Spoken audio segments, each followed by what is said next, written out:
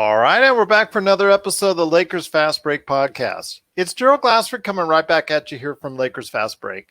Pop Culture Cosmos, Inside Sports Fantasy Football, and Game Source. We truly appreciate everyone out there listening to all of our shows. And if you can, please give us a 5-star review on Apple Podcasts. Plus, if you can like, share, subscribe, follow, or do anything that you can to support us right here at the Lakers Fast Break, it is truly appreciated. Well, I was just telling LakerTom, I think we need to reenact that ban on General Admiral Akbar, our own Jamie Sweet, because he called it once again on the trap game because it's a trap, and the Lakers fell into the trap after having such a good first half. They were up by 14 at the break. Things were looking good. And then they decided to go ahead and store away their offense for the rest of the winter and put it on hibernation mode because their offense did not come out to play in the second half.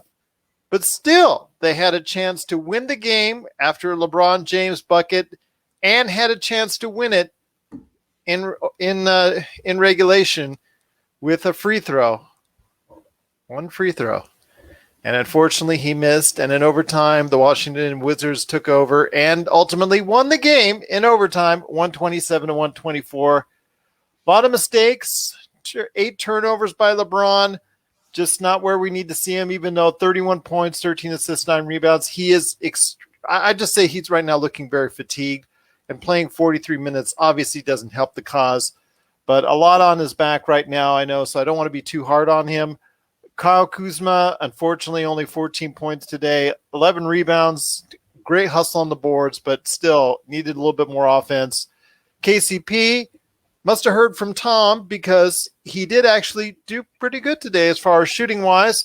4 from 8 from 3, 8 out of 15, 21 points. Montrezl Harrell, 26 points, 10 out of 17. Good shooting day. That's what he does. That's what you get. But the rest of the team just couldn't give it, just couldn't get enough. Couldn't get enough offense in that second half. And again, they fall 127-124 in overtime. And here today to talk about his thoughts on the game and falling into the trap. And also as well, some of the things that he's written on Lakerholics.com, some of his proposed trade targets, because today we'll go ahead and just quickly look at some trade targets. You know what? In the past, I might have been harsh. But right now, when you lose 3 in a row, you can't say anything harsher than losing 3 in a row right now. So it is LakerTom. And LakerTom, you got to be disappointed at the lack of effort on offense and lack of execution on offense in that second half. Well, we went through this period in the third quarter where we just couldn't hit a 3, 10 in a row that we missed. And then near the end of the game, guys were very hesitant to take their shots. They'd pass the ball. LeBron had hit a guy. He'd be open. He'd hesitate a second and then pass it back to LeBron. And for a team that sort of was trying to tell LeBron that you don't have to do everything, that really was our fault, that we didn't do our job. They didn't do their job this time. I tell you what was most frustrating is I knew that free throw wasn't going to go in. And you just could see LeBron was really fatigued at that point in time. What really irritated me to no end was Marc Gasol playing the entire overtime, which I thought was an incredible mistake considering the kind of game that Montrezl Harrell had so far. That you'd put Gasol into that situation. And I mean, he missed a couple of free throws down the stretch. It was just... I'm sorry that the 4 trades I had didn't include Gasol in every single one of them. I am totally tired of the guy. I'm hoping that we end up with DeMarcus Cousins, who I think can add some outside shooting, some 3-point shooting, some volume shooting. Or at least he'll take the shots. He hasn't been shooting it well this year. 4.6 shots per game, which would rank second on the Lakers. Yeah, the only guy we have doing 4 is LeBron at 6.6 and Kuzma at 4.2. I'll give you that. At any rate, shots. I've had it with Gasol, it's just, he gave up the first 2 layups in overtime. just simply just terrible defense. And it was one of those games that is so frustrating. You could see it happening all the way around. As for Admiral Akbar, he says every game is a trap game, so I don't even count those things. He's like a broken clock that's right twice a day. But at any rate, it's just one of 72 games. It's another disappointing situation. And I think every game that we see happening, we have to take a realization that we're going to have to go through the Portland Trail Blazers, the Los Angeles Clippers, the Utah Jazz, and the Brooklyn Nets if we want to repeat this year. And the roster that we have right now is not going to be good enough to do it because they have a big problem with three-point shooting. Dennis Schroeder, a 30% three-point shooter, and Anthony Davis, who's shooting close to 32%, I think. Those aren't going to be the solutions to helping the Lakers solve their three-point shooting woes. So, Frank, I don't understand what Vogel's whole thinking was, putting Gasol in this game to try to, and then having him go out and try to be the double on Westbrook or Beal. It just is such an illogical move to do. Because every time those guys, they're just going to hunt him out and want to have their drive against him, and they're going to get to the line at the least, So give Washington credit. They won 5 in a row, and nobody thought that they could pull that out. And the Lakers have lost 4 of the last 5. And they missed 2 chances to go into double overtime. They missed 2. They had their shot. We made some good three-point shots near the end, but that whole stretch and that hesitancy that we saw at various critical points by players to let it fly, the lack of confidence, it's not fun watching these games as a Laker fan. The team is not having fun. And we've got 2 tough games coming up on Wednesday and Friday. We could very well, see this losing streak really stretch out. And I don't see anything happening from the coaches to improve the offense. And I don't see anything happening from the front office, although they really can't trade now at this point in time. Most of the players that they want to trade for, or players that they want to include in the trade, can't be moved until March 2nd or 90 days after when they were signed in off season. Or acquired in the offseason. So we'll just have to see what happens. The good thing is that, if you find yourself now hoping that we won't have fans in the stands for the playoffs and there won't be a home court advantage, because it doesn't look like the Lakers are going to have the home court advantage, at least not in the conference finals and the NBA finals. And it could not very well, if we meet the Clippers in the second round, we might not have the home court advantage in the second round. So it's a tough loss. It's a very discouraging loss. I'm angry at the coaching staff for not playing Harrell in overtime. I'm not going to blame this game on LeBron James. That was just one free throw, and the guy 8 turnovers. The whole game. 8 turnovers. 8 turnovers. Yep. No, it's just each one of these games were, those three overtime games in a row, for example, really were a big contributor to the fatigue that this team is feeling. And we don't have the shooters to get out of that situation, because there's nobody on this team who you really can count on to go out there and nail 5 or 6 straight threes and pull it off. You knew that at some point in time, Bertans was going to get hot. And he made his last 2 threes, and both of them were clutch threes. They had several guys make clutch threes. And so even though we won the 3-point battle, we gave up a huge number of points in the paint, usually by shoddy defense at various points in times, and just letting everything sort of fall apart when we couldn't hit our shots. It is a game of streaks, and it's a game of momentum. And when you miss 10 straight threes, you hope that the team would just clutch down on defense and really try to stem the tide at that point in time. But even then, we weren't stopping them. They were getting layup after layup at that point in time. So disappointing game. Flush it down, and let's see what we can do Wednesday and Friday. Hope to get Dennis Schroeder back. Well, you won't get him back until Friday at the earliest, and then Wednesday is a big one because we're heading into Utah to make everything worse. But you know what? Let's look on the bright side. The Lakers have a much better record on the road than at home, which is usually not the way it's Utah's turn for a trap game. We'll see. We'll see how that works. But yes, it is going to be a game on Wednesday, so we'll go ahead and be back here for it. But before we leave, we want to go ahead and just really talk quick about an article that you had on Lakerholics.com. Normally, in good times, I would be roasting some of these picks, but right now, you know what? The Lakers need all help they can get, so I'm not going to argue with too many of them. I can't really go and say too much about it, although your fascination with Lonzo Ball continues because the number one trade on your list is for Lonzo Ball and JJ Redick. And I will say this, if you actually went to LakerTom's house and you look to the right where off camera, he probably has like a life-size poster of Lonzo Ball because he is his biggest fan.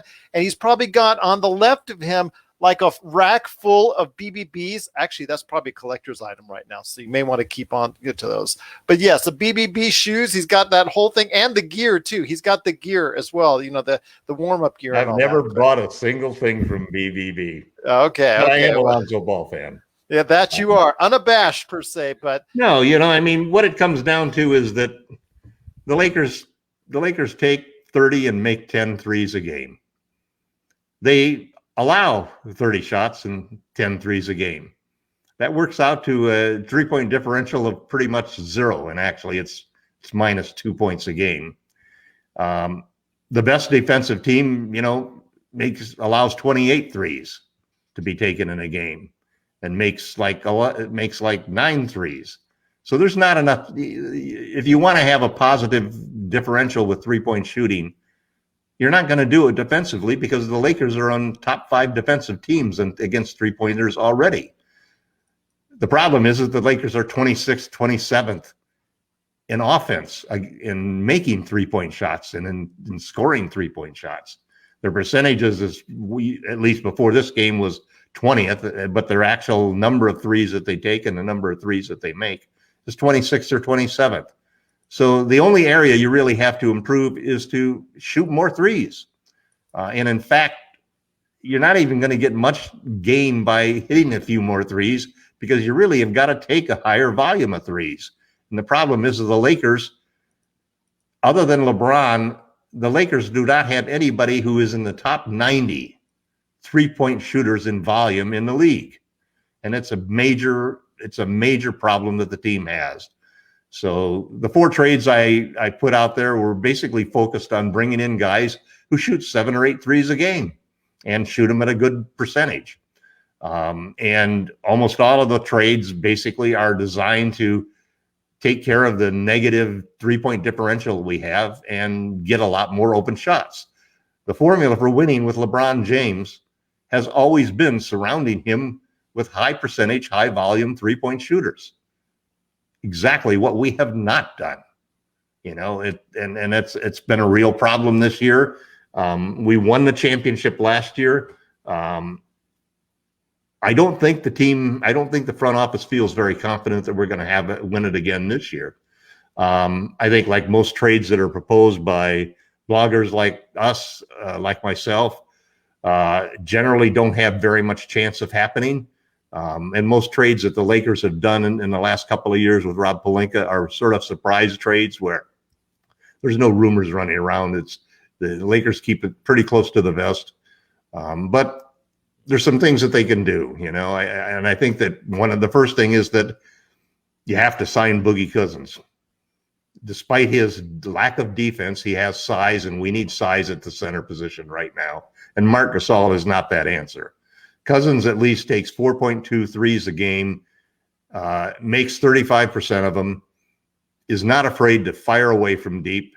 And we need that to stretch the floor because Marc Gasol doesn't stretch the floor. Nobody's afraid of him shooting threes. He doesn't threaten them to shoot threes. Doesn't even make. He makes 0.8 per game. So he has no gravity as a 3-point shooter. So the first thing you need to do is to put somebody out there who does have gravity for it. And that's probably Boogie. He's our best shot at getting somebody at the center position who's a true stretch five. And then I think that you have to take a hard look. I am totally against giving Dennis Schroeder an extension at this point in time. You can't win in this league with a 30% 3-point shooter and a guy like Caldwell Pope who's been totally inconsistent this year. He's shot well the last couple of games, but he's gone through a streak that's lasted 15 games where he's really shooting under 30%. You have a starting backcourt that basically cannot shoot their way out of a game. And they're not going to win you a game that way. And that's not the way that you have to win with LeBron James. You've got to get some 3-point shooters in there. So Lonzo Ball and JJ Redick, for example, would add like 6 points a game to the Lakers offense, just and simply, and totally in a reversal of their 3-point shooting. The other trades were for other guys that would do the same thing. Kyle Lowry shoots 9 threes a game. Trading for him would be another good move. Trading for Malik Beasley from the Timberwolves, he shoots 8 threes a game. Or Devontae Graham from the Hornets, who's sort of been replaced now by Melo Ball. He shoots 8.1 threes also a game. So you've got guys that are among the top 25 3-point shooters volume-wise and shoot a high percentage. You need somebody like that. We need 1 or 2 players like that, plus Boogie Cousins to change the entire approach that we have to the game, because we're losing the 3-point battle against all of the big teams, the top teams in the league. The only exceptions are the Lakers and the 76ers. They're the only teams in the top. The Lakers and the 76ers are the only 2 teams among the top 7 ranked teams as far as win-loss goes that have negative 3-point shooting percentages. Thank you for clarifying. Every other one of those teams is in the top 5 of their 3-point shooting. Utah makes around 9 points a game more than anybody else. The Clippers, 6 or 7 points more than anybody else. And you just go down the line and you look at the teams that are in there. The Rockets, not the Rockets, I'm sorry. The Blazers, for example, have 2 guys in McCollum, who's out right now, and in Dame, who shoot 11 threes a game. But Gary Trent Jr. makes up for that. He makes up for it, but you still end up with, every one of these teams that we're going to face, the Rockets, the Blazers, the Clippers, the Jazz, and the Nets are among the top 5 teams in 3-point differential. We're going to face those 4 teams in a row in the playoffs. And the net result is that we're going to lose the 3-point battle against every one of those teams. Now, the chances of us going through those 4 teams, through a gauntlet of those 4 teams, with our 3-point shooting roster right now, is very low. We're not going to win every one of those series. For one thing, all it takes is some guys getting hot and you lose a few games when you're playing against a team that really relies upon it and shoots 40 to 50 threes a game when we shoot 30 of them a game. That's the big differential. It's a game of math, and the math basically is deadly against us. So we need to improve our roster's ability to shoot threes. We need to shoot more threes. We did at least a fair job today. We shot 44 threes. We shot 45 yesterday. Our high for the season is 45. And the reason we're shooting 45 and 44 is because teams are packing it in and preventing LeBron from getting to the basket, making it very hard for him. And so he's finding the open man, and unfortunately, the guys that he's finding can't sink the shots that they need to sink. Well, right now, again, if you want to take a look at LakerHolics.com, you'll see his thoughts on his 4 top trade targets right now. That's right now we have Lonzo Ball, JJ Redick at number 1, Kyle Lowry and Aaron Baines at number 2, Devontae Graham at number 3, and Malik Beasley at number 4. I think we could do better, but we'll have to wait and see. We'll have to see if that's something that Rob Pelinka is maybe taking some notes at LakerHolics.com. I think, you could poke holes in all of it, but again, he's, LakerTom is right when he thinks that we need a little bit more efficient three-point shooting and a little bit more as far as the commitment on that. So we'll see what happens. Kind of think that maybe the Devontae Graham trade, out of all of them, I think might be the one that makes the most sense for the team, but we'll see what happens. Malik Beasley, he's going to be too pricey. I think it's just they're going to ask for too much for somebody that's averaging 20 points a game right now. I just don't think that the Lakers will like the price tag on that. I think they'll ask for at least a first rounder, if not more, in trading Malik Beasley. So Ball and Redick, you never know. I mean, David Griffin could do business with the Lakers once again, so we'll see on that one. Kyle Lowry, they're looking to move Ball and Redick. The guys that are on the, if you look at I know they're trying to move, but I know they're trying to move them. Devontae Graham and Ball and Redick are 3 players that basically are on the trade market right now. Yeah. But Kyle Lowry and Aaron Baines, I know that Toronto wants to get rid of Aaron Baines badly as far as a bad signing is concerned. So we would get that baggage, and we would hope for revival. And they've also talked at various times. They're doing better now since the team has won several. I think they've won 7 out of 10 games. But earlier in the season, there was a lot of talk about Lowry being moved, and primarily because the last 2 playoffs he hasn't played extremely well. He's had a great regular season this year and a good regular season last year, but the last 2 times in the playoffs he's really shot poorly. So most of these, and Beasley, you're in a team that basically is going nowhere. So the question is, what can you give him? And both of those trades for Devontae Graham and Beasley, I think the big piece that I'm offering in both of those trades is Talen Horton-Tucker. Who's a really very coveted player by a lot of people because at 20 years old, he's shown great skills. I've become of the opinion right now, just because of the 3-point shooting problems, that even though I think he's going to eventually be a good 3-point shooter because he's a close to 90% free throw shooter, he's not a three-point shooter that's going to impact us at this point in time, because his first look every single time he's got the ball is to attack the rim. And this is why I've changed my opinions on Boogie Cousins. I've changed my opinions on Dennis Schroeder. I've changed my opinions on Talen Horton-Tucker, because I feel very strongly that this team needs 3-point shooting. And you need volume. You need volume 3-point shooters. You don't need to just shoot a little bit better. A little bit better is not going to solve the problem if you're taking the same number of threes as you're allowing. You need to make more threes than you allow. And there's not any room for us to get much better as far as reducing the number of threes we allow. And you sure have changed shoot more of them. And you sure have changed your mind on Marc Gasol. And thank you for coming to the dark side, because we all, outside of you, just I've been hoping that Mark would start shooting and become more aggressive. But there's some guys whose genes aren't made to shoot first. They're pass first guys, no matter what the situation is, and that's Marc Gasol. Well, again, his get up and go has gone up and went, so it's clear to say that. And we all saw it, but you had hope, and that's one I think that you're finally coming around on, and thank goodness for that. Boogie Cousins, at this point in time, he's still trying to round out into shape, and we don't know how much he has left after those terrible injuries back to back. Again, he's still got enough left to shoot 35%. Yeah. Oh, he loves shooting. Yeah. Don't ask him to shoot it. Don't ask him to shoot a 3-pointer, because he'll shoot 3-pointers. That's all he did. That's what we need. I mean, that's what, I tell you, it frustrates me to no end.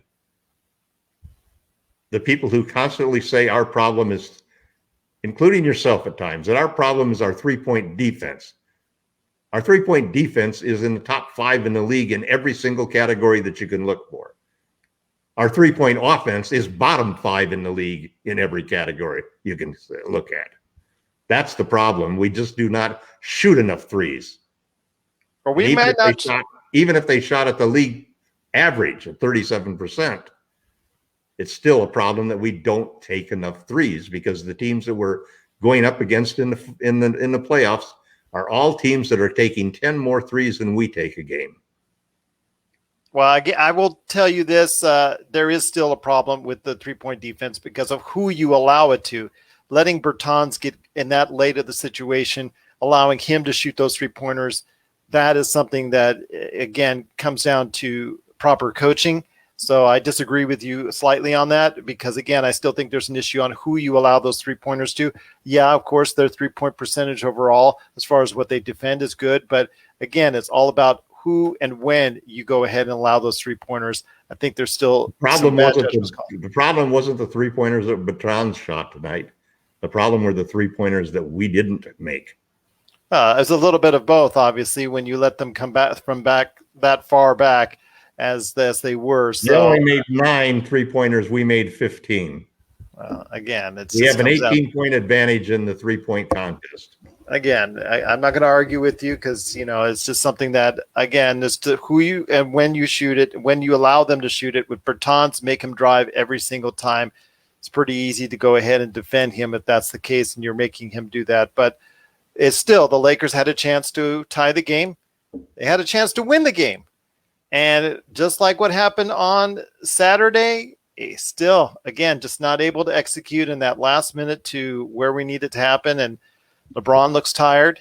He looks very tired. Very sloppy work. 8 turnovers today. Again, but he's doing a lot. He's being asked to do a lot. And at some point, you're just going to have to go ahead and give him a day off and just chalk it up as another L, I think, at this point. So we'll see what happens, but it is the Lakers, again, losing in overtime, 127 to 124. If you have any questions for LakerTom, or you want to go ahead and check out his full article on his potential trade targets, and again, at this point in time, we're looking to see if we can get any kind of new blood at all. So we'll see what happens there, and if we do actually get DeMarcus Cousins as well. But again, if you have any thoughts on what LakerTom is doing, you can go ahead and check out on his medium.com site and also Lakerholics.com, or give him a shout out on Twitter at LakerTom. We're at Lakers Fast Break. We're also LakersFastBreak at Yahoo.com. I also went ahead and today dropped another awesome podcast, The Pop Culture Cosmos, where we talk about WandaVision, Blizzard, and also Constantine on HBO Max. Well, Tom, we'll see what we can do. You know what? This is lining itself up for a major upset on Wednesday. Let's go ahead and say there. Let's go ahead and Admiral Akbar, if you're out there, Jamie, go ahead so you won't get banned. Tell you what, call the trap game for the Jazz, and hopefully that will allow the Lakers to win, who play better on the road than at home. So we'll see what happens Wednesday in Utah, and we'll be here right after the game to talk about it. And if you have any thoughts, once again, at Lakers Fast Break or at LakerTom on Twitter, go ahead, give us a shout out. And please, if you want to go ahead and check out all what we do, Lakerholics.com. We'll be back on Wednesday right after the game against Utah right here at the Lakers Fast Break Podcast.